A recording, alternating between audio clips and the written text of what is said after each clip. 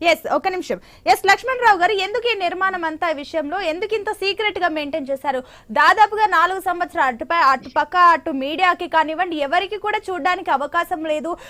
అటుపక్క ఎవరు చూడడానికి వచ్చినా వారిపైన కేసులు, అరెస్టులు ఇవన్నీ కూడా జరగడం జరిగింది.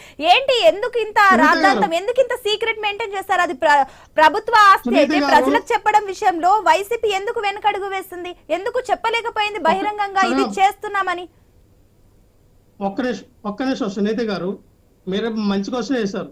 ఆ రోజున జగన్మోహన్ రెడ్డి గారు ఏదైతే రిషికొండ మీద ఉన్నటువంటి హరిత రిసార్ట్ వరకు ఉండేది పాతది, వాటిని తొలగించి జగన్మోహన్ రెడ్డి గారు ఈ కన్స్ట్రక్షన్ స్టార్ట్ చేశారు. అప్పుడు వీళ్ళు ఏమని ప్రచారం చేశారు? జగన్మోహన్ రెడ్డి గారు రిషికొండను మొత్తం కబ్జా చేశారు, జగన్మోహన్ రెడ్డి గారు 10 ఎకరాలు తవ్వేసి అక్కడ ఉన్నటువంటి ఖనిజ సంపదను దోచుకెళ్ళిపోతా ఉన్నారు, జగన్మోహన్ రెడ్డి గారు 500 కోట్లు పెట్టి విలాసవంతమైన తన ఇల్లును కట్టుకుంటున్నాడని ప్రొజెక్ట్ చేశారు.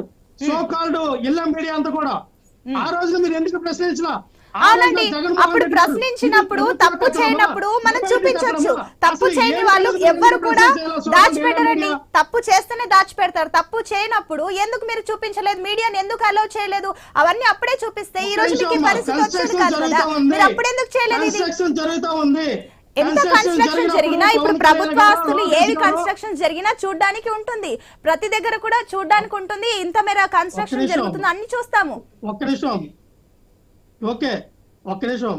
కన్స్ట్రక్షన్ జరిగేటప్పుడు పవన్ కళ్యాణ్ గారు కానీ, లోకేష్ గారు కానీ, చంద్రబాబు నాయుడు గారు లాంటి వ్యక్తులు కానీ ఆ ప్రదేశంలోకి వెళ్ళి చూసేటప్పుడు కానీ ఏమైనా జరగననేది జరిగితే, లేదు అక్కడ ఎవరైతే పనిచేస్తూ ఉన్నారో వాళ్ళ చేతిలో ఏదో ఒక ఇన్స్ట్రుమెంట్లు జారిపోయి వీళ్ళకి తగిలితే, ఏదైనా ఈయన జారిపోయి పడిపోతే ఏమైనా ప్రచారం చేస్తారు? మళ్ళీ ఎల్ఏ మీడియా అంతా కూడా అక్కడ ఆ మాత్రం సెక్యూరిటీ లేకుండా ఉంటారనుకోవచ్చండి. పడిపించారు. అంటే అక్కడ ఆ మాత్రం సెక్యూరిటీ మెయింటైన్ చేయడం. జగన్మోహన్ రెడ్డి గారు, లోకేష్ గారు, చంద్రబాబు నాయుడు గారు మీద దాడి చేశారని ప్రచారం చేస్తా ఉంటారు.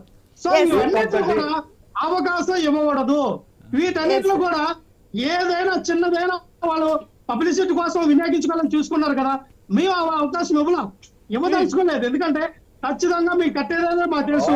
మేము ప్రజా కట్టడాలు, ప్రభుత్వ కట్టడాలు ప్రజల కోసం పరిపాలించడం కోసం ప్రభుత్వ కట్టడాలు మీకు కట్టాం.